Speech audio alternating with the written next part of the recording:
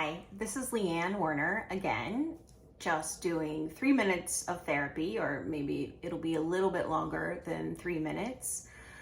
But I am a domestic abuse survivor, and so I'm doing videos to talk about how I've noticed growing up in a chaotic home that was not safe, like how that affects me emotionally as an adult, and what behaviors do I see that drive within myself, because I think there are so many people who are growing up in dysfunctional homes and they're experiencing these behaviors, and they may not be aware that their childhood trauma is driving that behavior, and they may not be aware of what treatments are available based on the particular behavior or symptoms that you may be having. So one of the things I'm going to talk about today is anxiety, which I think is really prevalent for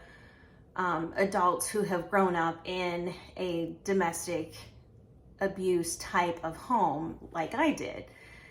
And so one of the things that I notice is I think my baseline of anxiety is probably a little higher than normal, because I think once you grow up with childhood trauma and your home is not safe, and so you're always at you're hyper vigilant.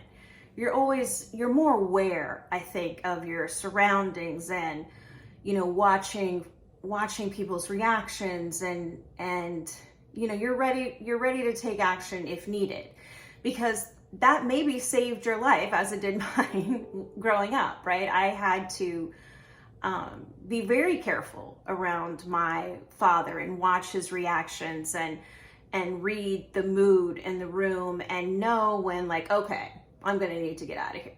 I'm gonna need to run out the door and not come back to this house for several hours. So I think when you grow up with in that type of environment, it absolutely leaves a mark, and it affects your brain, and it affects your personality and your behavior going forward.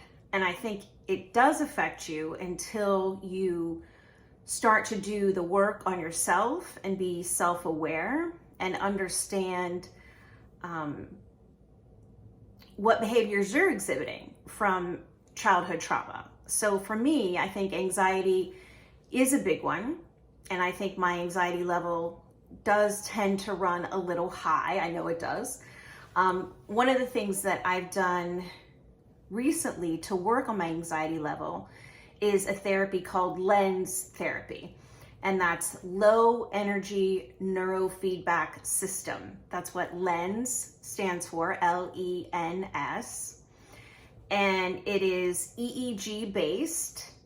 And it's a neurofeedback system that stimulates your brain to help it kind of reset itself and kind of perform in a better way or an optimal way. So specifically with anxiety, I'm receiving stimulus into my brain to lower my beta levels, which lowers my anxiety.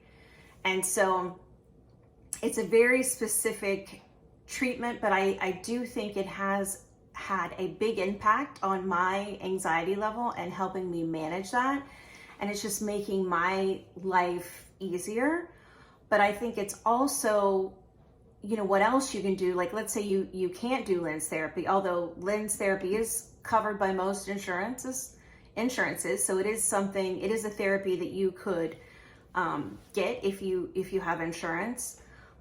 If you don't have insurance, one of the things you could just do yourself is to just be more conscious about, okay, am I reacting in a fear-based way? Am I afraid of everything, all these different things happening? Like, do I operate at a certain level of fear? Like, I'm always afraid something bad is gonna happen, or am I acting like that? Do I think that something bad is going to happen all the time? Am I projecting into the future to say, I'm worried about something bad happening in the future, which is not a good way to live. And one of the things I do to reset myself, if I feel myself going down that path of being scared of everything, is I just say to myself, I know that everything will happen for my greatest good. So I kind of reset my own thought process, and one of the things I do say is, I know that everything that happens will happen to my greatest good. So just kind of reframing it. So instead of being worried about what's going to happen, just saying that I know that whatever happens, it will be for my greatest good. It will be for my greatest outcome. And that's one of the ways that I reset that fear. And I think that's something that everybody can do. But also, I think you have to be aware of your own reactions and where those are coming from. And once you identify how you're reacting, what's driving your reactions, you can work on your response to the trigger, right? That's the thing. You want to work on, how do you respond to this particular situation? So that was just a short bit that I wanted to talk about today, because I do think anxiety is a big problem for bunches of people.